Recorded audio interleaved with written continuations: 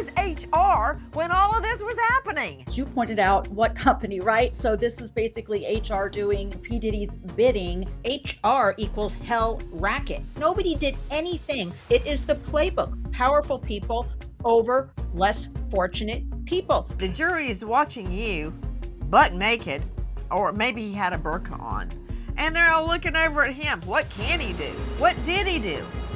I'll tell you what he did. He actually looked like he was a little bit proud. It was odd. It seemed like he was proud of what the jurors saw. And I literally sat there and said, that man has not learned a thing.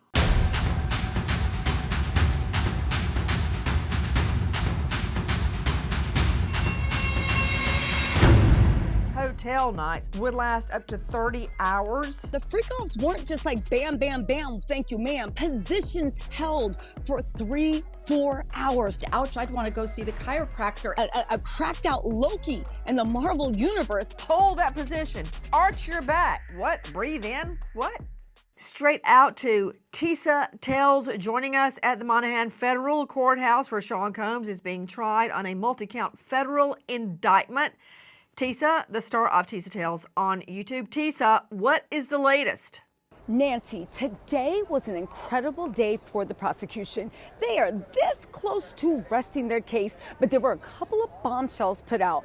First of all, Brian still did his best to create Fulton County magic, basically trying to get us into the whole lifestyle. Apparently, if you're working on an album, apparently, if you're working toward a goal, it doesn't matter if you break the law. That's right. The defense put out its whole thing that this is a lifestyle. Unfortunately, they seem to forget that it was illegal. And one of the most shocking moments, they asked Brendan Paul whether he thought his boss was a criminal. They asked whether they thought his boss was involved in crime. They literally asked him, do you think you're a criminal? However, what was their conclusion? According to Brendan Paul, absolutely not. Mr. Paul, are you forgetting how you came to be in this place? Because I feel like we need to roll it back like Freaky Friday. How did you end up here? You were arrested with drugs at the Opa-locka airport while you were about to get on a plane, a private plane, with your boss in the course of business and transport drugs that your boss left the night before in his apartment. Now, I might not be the greatest legal mind ever, but I'm pretty sure in the United States of America, you have just admitted to plenty of crimes. Imagine a man that is on the stand because you had to take immunity for doing illegal stuff, sitting there talking about what a great man he was. And he only maybe bought 500 in drugs here, 1,000 in here. Sir, what about the 5,000 in weed? Again, a lot of people were scratching their heads and a lot of people were looking at Brian Still saying, you did all this because you were working on an album, which by the way flopped. You guys, Brian Still was telling bedtime stories and fairy tales. He needs to write for Disney and Pixar because the story he was trying to paint was not grounded in reality.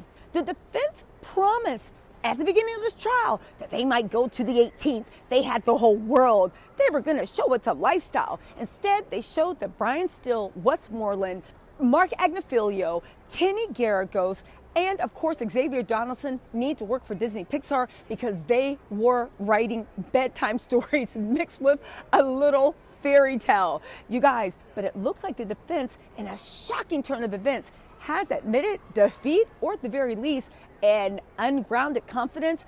They went from saying that their whole trial is going to be 5 days for them to put on their defense case. They have now shortened that down to 1, maybe 2 days. Now listen, a lot of people gasped in the courtroom. 1 to 2 days? Sir, you know you've lost the crowd, because the first thing I thought is, Kanye gonna testify? You know you've lost the crowd, or even Kanye West has decided it's not a good idea for him to get on the stand. There is not enough time for anybody to testify. Again, what does this mean? It means that some people think that Diddy might get off because he's overconfident. But again, pride goes before the fall. Where is the defense? Where are all these celebrities that were going to testify on his behalf? Where are all the employees that are going to testify it was just a lifestyle and they knew nothing? It's very, very telling. Some people see this confidence. I see it as a red flag that the prosecution has proven their case without a shred of doubt.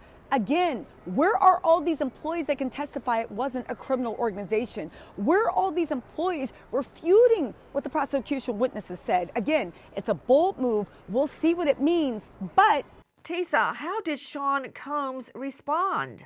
listen, today, this is Diddy's worst week ever. Diddy was begging for juror number 7 to be kicked off. They even started some nonsense to inquire into the medical records about the juror that could not be there on Wednesday. Now, I'm not going to lie, Nancy. Part of me said, I hope that juror gets better, but can they maybe be sick on Friday too so we could get a 5-day week?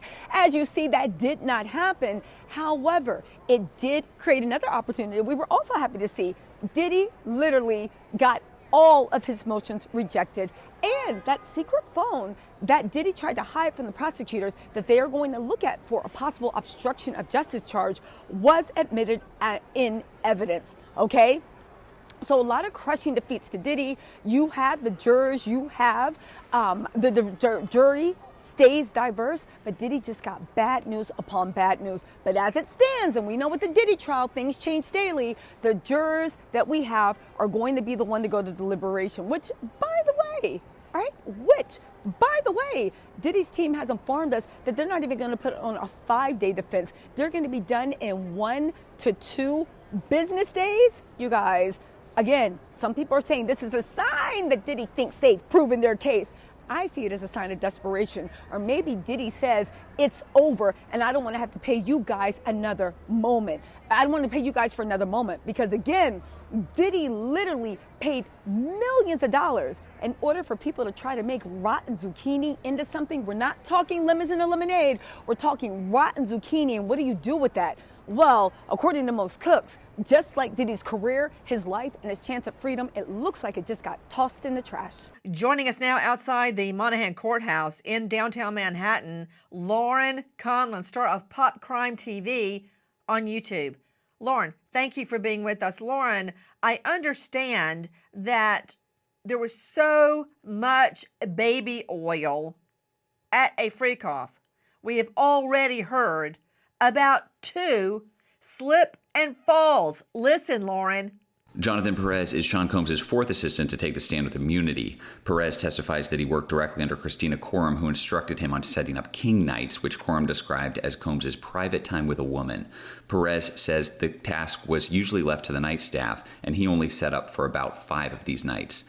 Perez even had to purchase lingerie for Jane for the king nights. Perez says he cleaned up the messy rooms afterward, and they were often covered in oil. Replying to Coram about how a cleanup was going, Perez texted, "Slipped and fell twice already." Perez says Combs also sent him to pick up drugs. Okay, objection. Ew. What happened? The guys had 2 slip and falls and all the oil? Yes, unfortunately, that is what we saw in evidence when we saw these text messages between Christina Coram and Jonathan Perez, one of Diddy's assistants. We also saw a text message from Christina Coram to Jane, actually, stating that the rooms that she and Diddy would use, there always would be extra damage charges because they were all white and more oil spilled than normal. So it's been a bit stomach turning, Nancy. Joining us now outside the Monahan Courthouse is Tisa Tells. Tisa, I understand that Sean Combs has been, first of all, he tried the Bible. Okay, then I guess his lawyers told him, that's not a good idea. You need to stop that right now. Reading the Bible in front of the jury. Now, if he had any history of ever going to church or reading the Bible in the past, it might not have been a bad move. But using the Bible as a prop, I'm surprised he wasn't struck by a bolt of lightning. That said, now he's got a new book he's bringing into court, The Magic of Believing. Now, if I'm right, that's all about manifesting your truth, like manifesting a not guilty. Is this real? It is actually real. He has some sort of manifestation book, but again, with each week, at this point, I think he's going to bring in a guide to the dark arts from Hogwarts if we let him keep going. He is sliding down the walls. And the thing is, he keeps trying to bring in these props. To me, the Bible, perfect prop for him, okay? Like you said, you're about to have thunder and lightning in the courtroom. Now he's all about manifesting. He's trying to remind us of the brainwashing he gave the nation for the last 10 years and bring that in. But at this point, it's turned into a joke, which makes me believe how much is the legal team actually monitoring social media, because this has turned into a joke. Again, what is he going to bring in? What is he going to bring in next? How to make friends and win enemies? I mean, no one really knows what's going on. So again, Diddy is trying his best to turn this into a circus, but the judge has a firm hold on the courtroom and he's letting it know this is going to be above board. So he's struggling. He's definitely struggling. Sean Combs in the courtroom manifesting a not guilty verdict. Listen. Is Sean Diddy Combs trying to manifest a not guilty verdict? The music mogul has been spotted carrying a self-help book, The Magic of Believing, back and forth to court.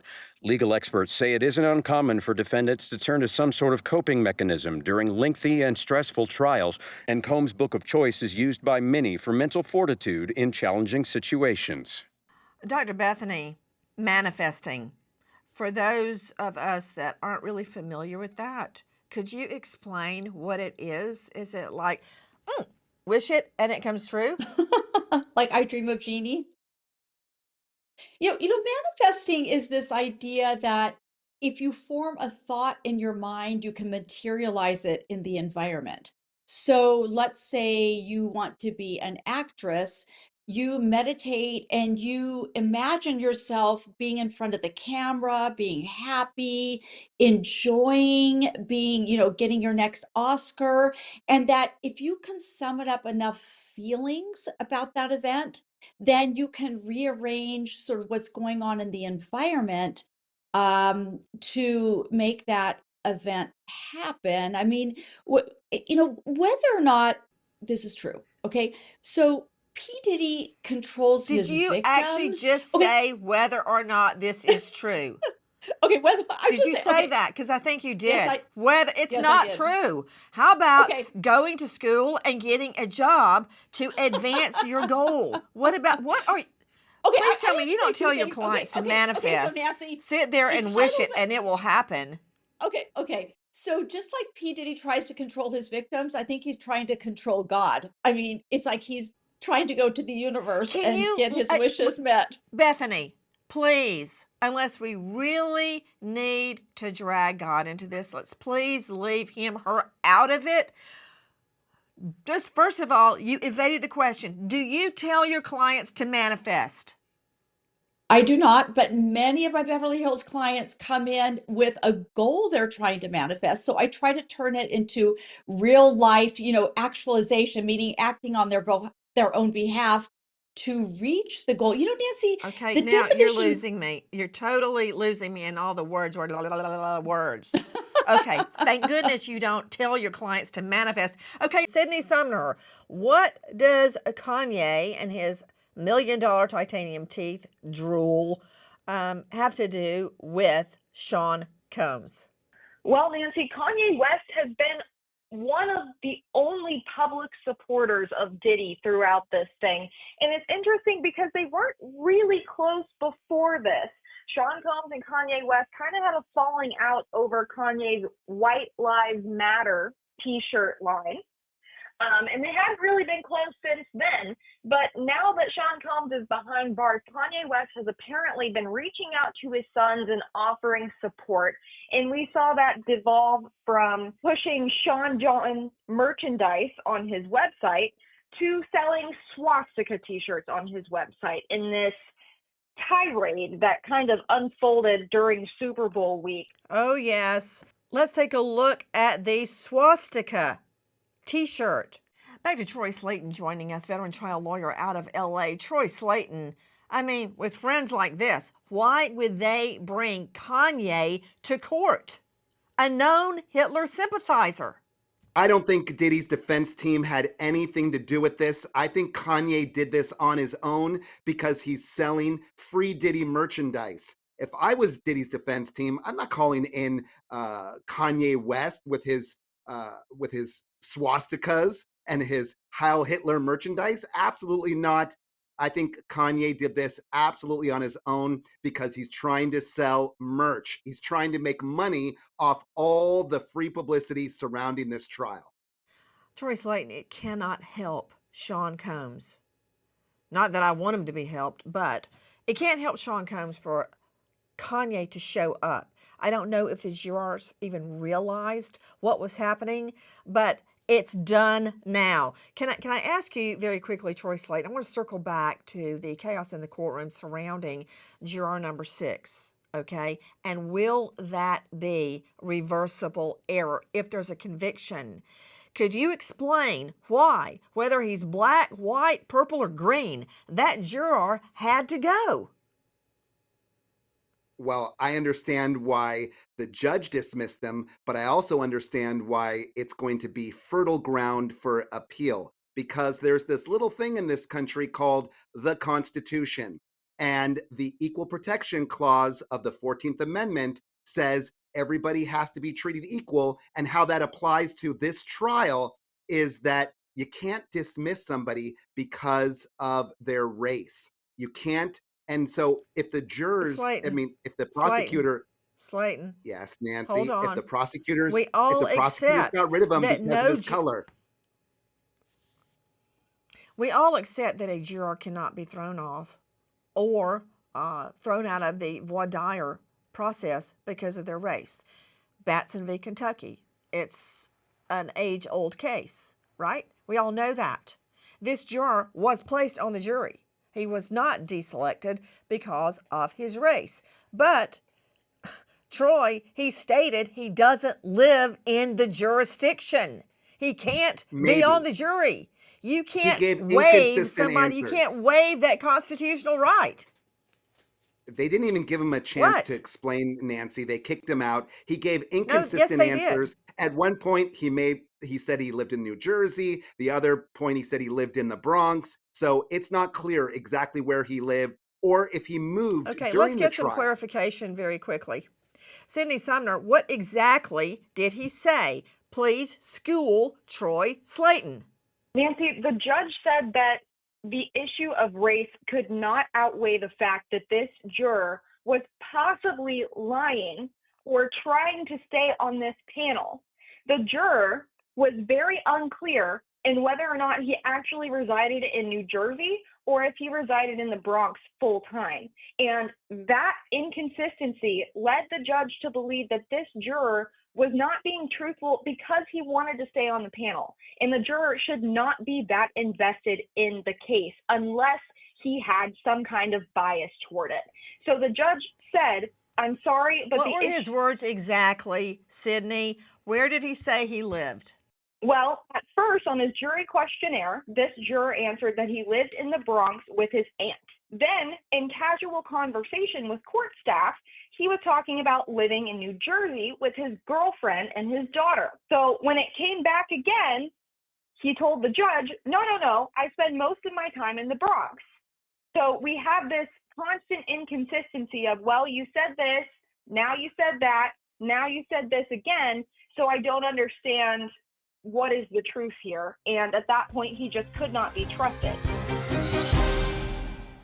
Please join us on our mission to find missing people, especially children, to solve unsolved homicides. If you're on the go, catch us on your favorite podcast app where you can get all of our content where we, in our own way, seek justice. Joining us now outside the Monaghan Federal Courthouse where Sean Combs is on trial in a multi-count federal indictment for sex trafficking and RICO. Standing by, Lauren Conlon, star of Pop Crime TV on YouTube. Lauren, thank you for being with us.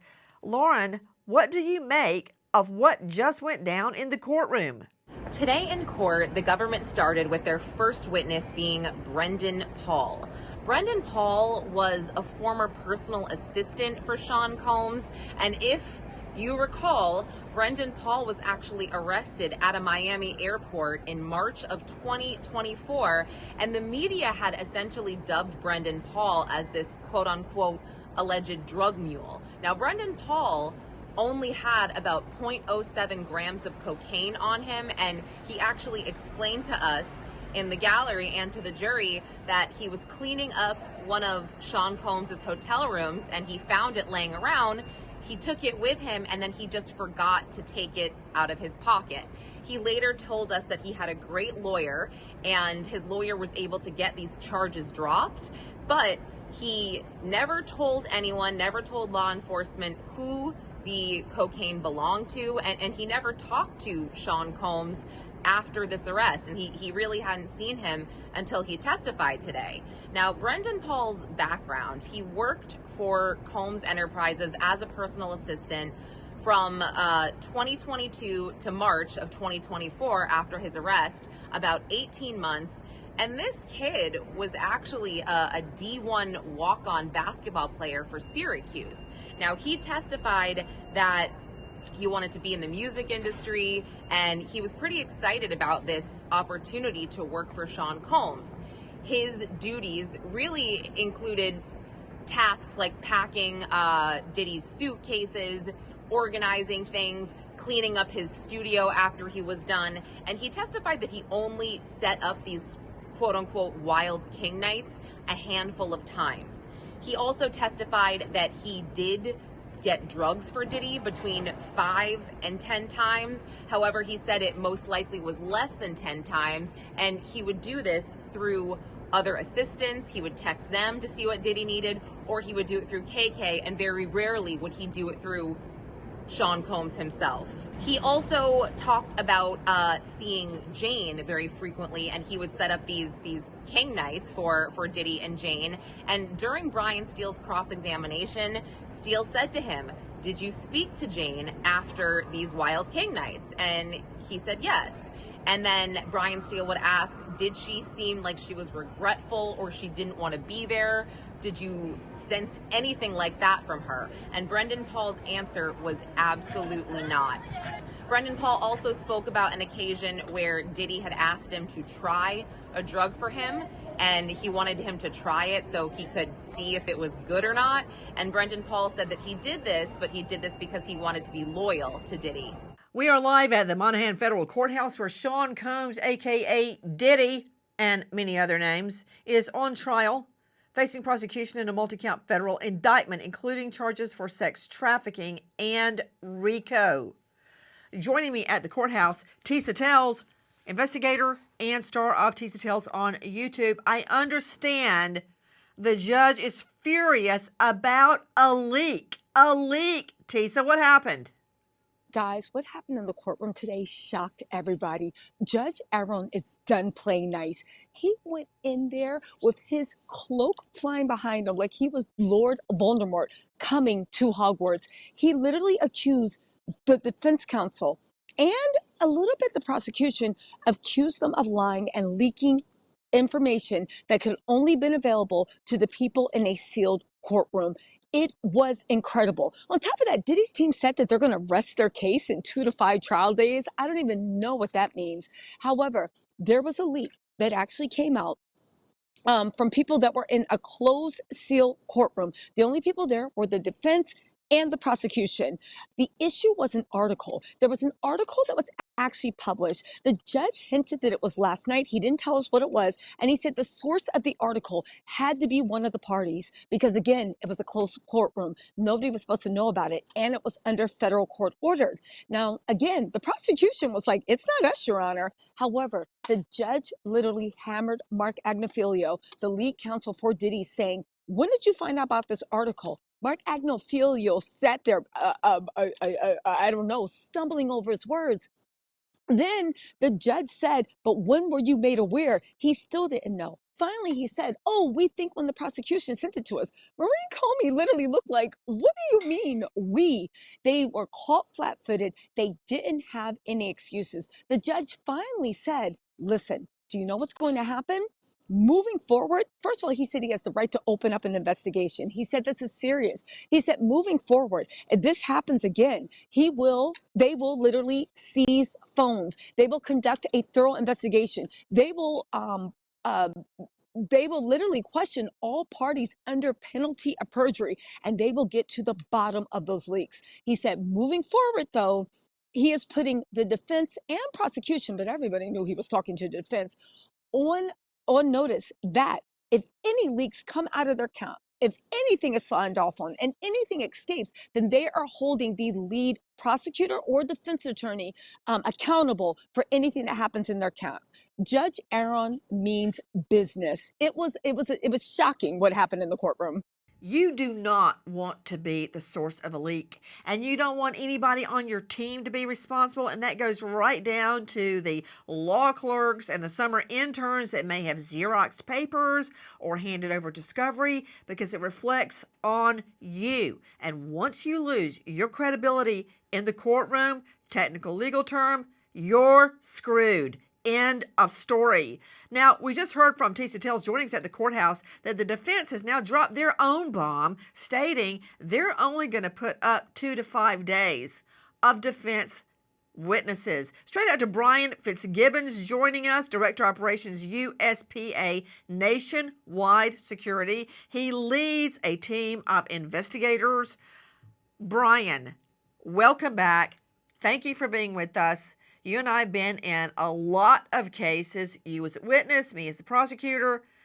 The defense always does it. Sadly, it took me about 10 years to catch on to it. I would always believe them when they would say, oh, we're going to be at least 2 or 3 weeks.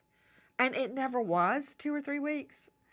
But I would always take them at their word and arrange my rebuttal witnesses to come to town or to show up at the courthouse in 2 or 3 weeks. And then suddenly they go, oh, no, yeah, it's just going to be like 2 days. And it's a way to catch the state flat-footed.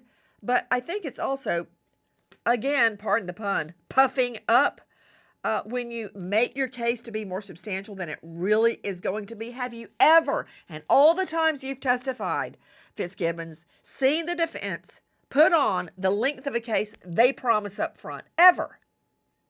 No, I think you make a great point, Nancy. That what the defense is going to do here is, they've used their private investigators, and they're going to present a simple, short case to promote reasonable doubt, right? To keep it simple for the jury and point out where there are flaws in the prosecution's case and provide that reasonable doubt.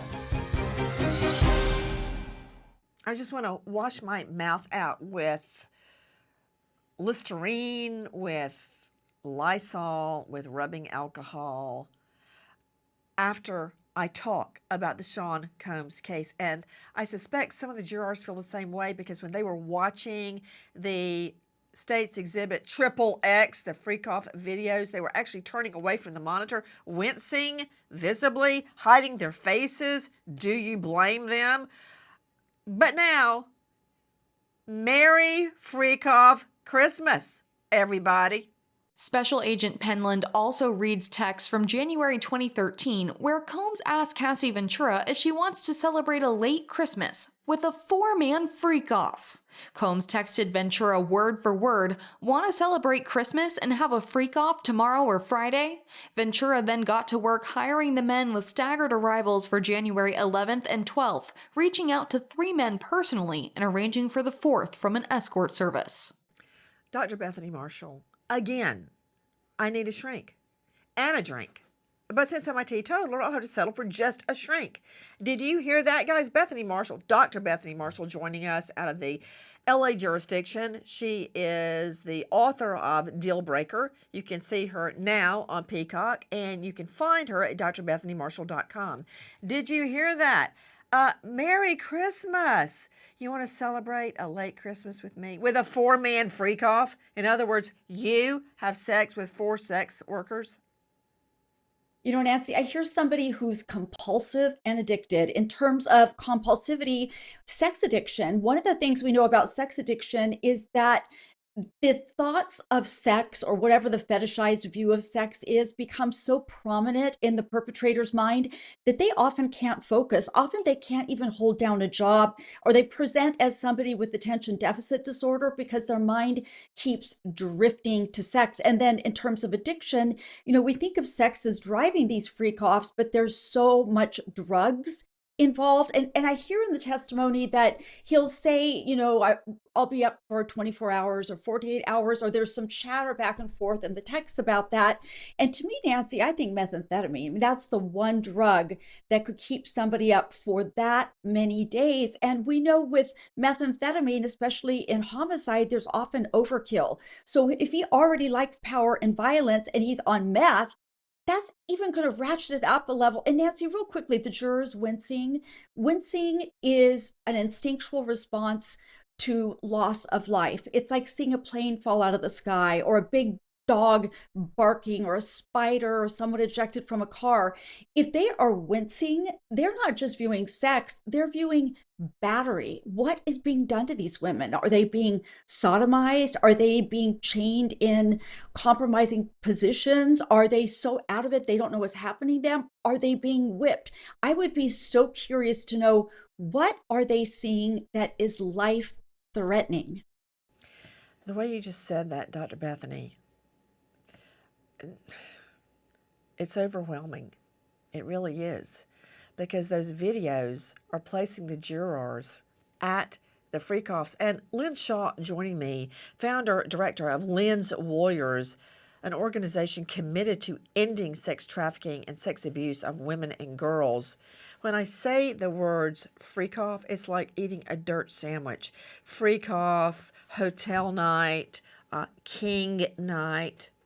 Wow, that's certainly airbrushing the whole scenario, putting perfume on the pig. It's torture. It's sex abuse. It's coerced. Freak off. That sounds like it could be a music festival. Hotel night. That sounds like a fun getaway, right? Where the twins and I would camp out on the bed and order room service. Woo! Right? And king night. It's anything but that for the victims. Has anyone heard of sexual servitude? This is part with the justice system now. We are working into sex trafficking. It is coercion. It is force. It is fraud, sexual servitude. We've seen the testimony. We've heard they were forced into this. They were under the influence. They were threatened with their lives. Family members were threatened. We've heard so much. This Dirty Diddy Freak Fest is a great big FU, not only to all of us, but to all of the alleged victims of his, and to all of the victims of any sort of sexual exploitation and abuse across America, across the globe. And you know what? This is his playbook.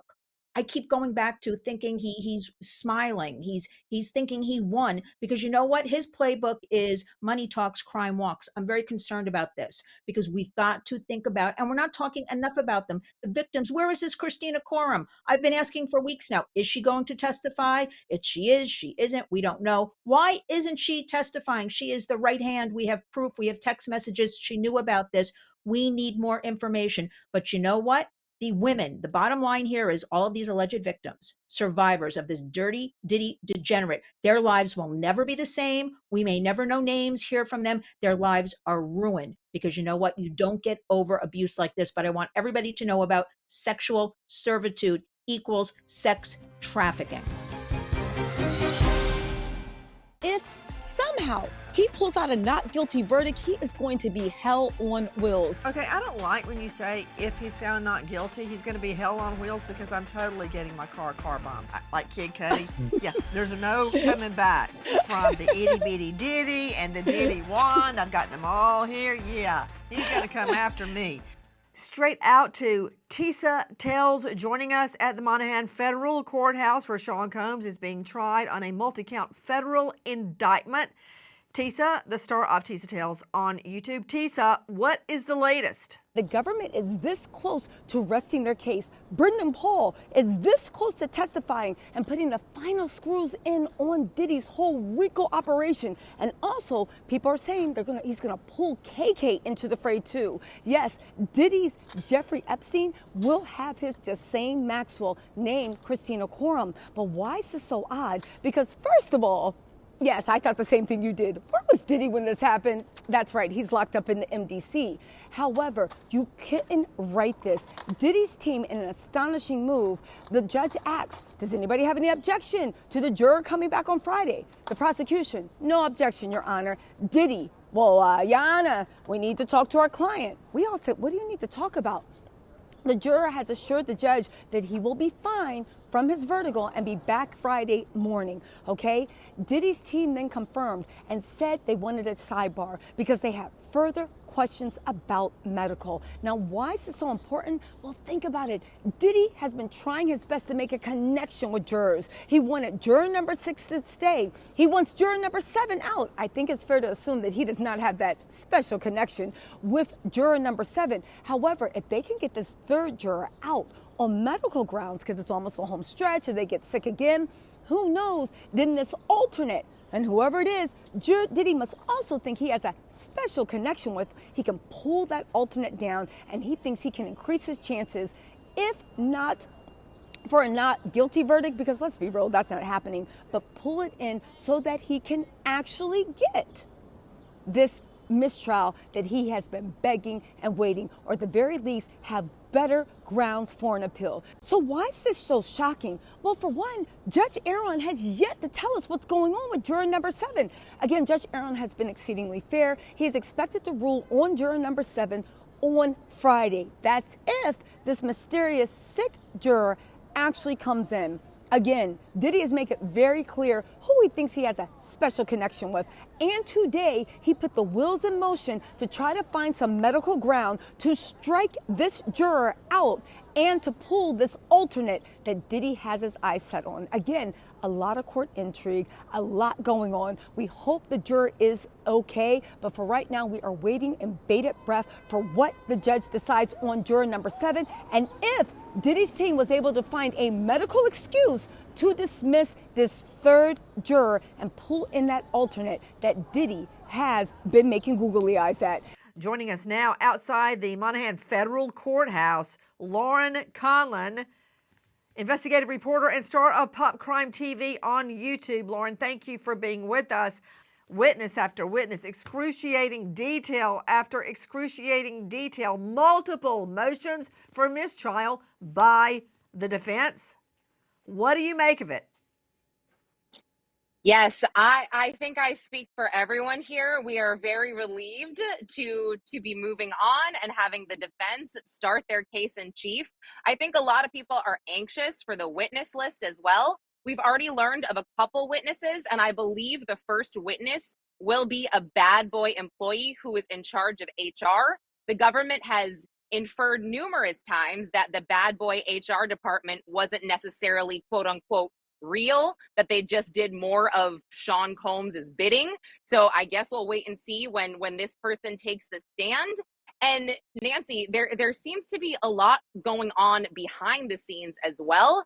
The judge has been not super happy with the defense and the government, as information has seemed to be leaked to the press. I mean, it's been never a dull moment here.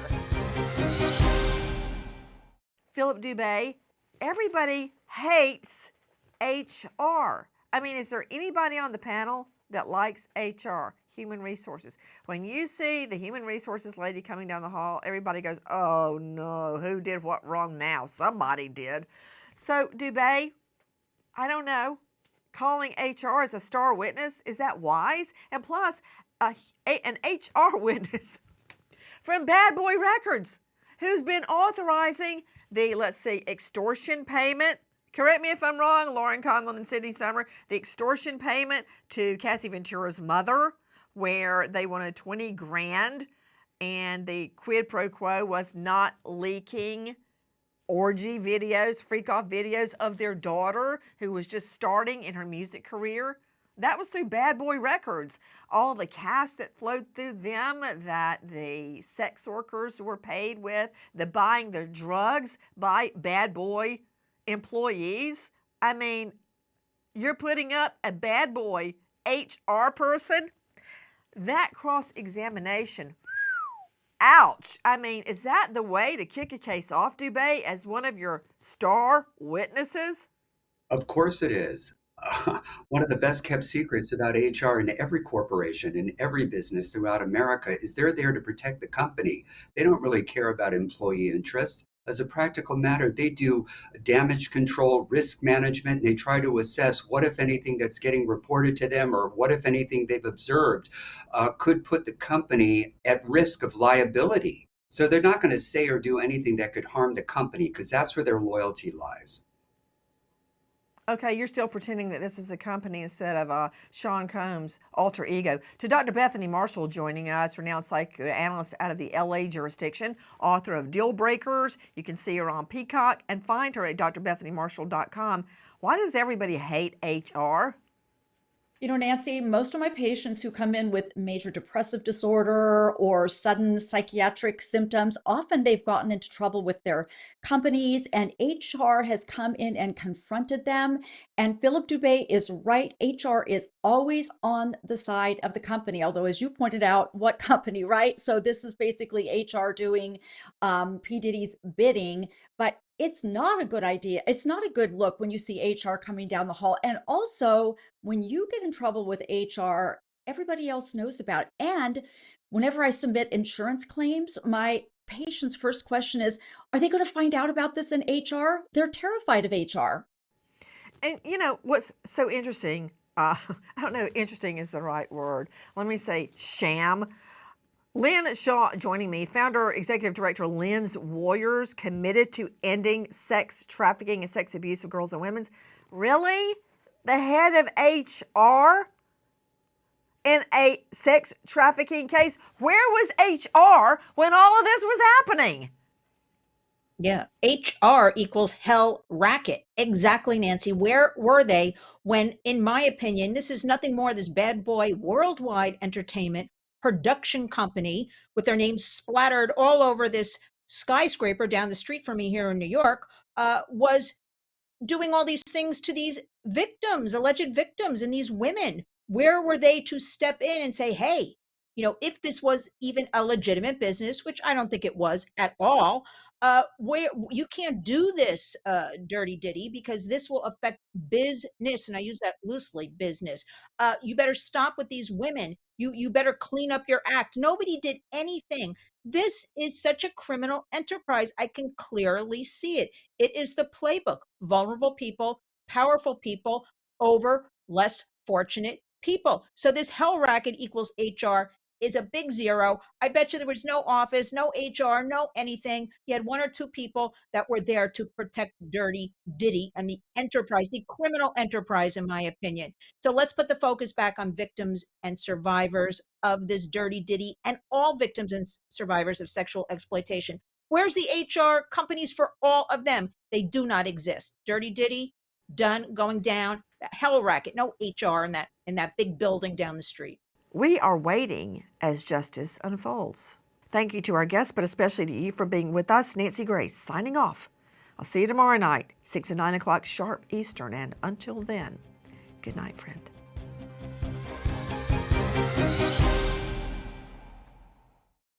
Please join us on our mission to find missing people, especially children, to solve unsolved homicides. If you're on the go, catch us on your favorite podcast app where you can get all of our content where we, in our own way, seek justice.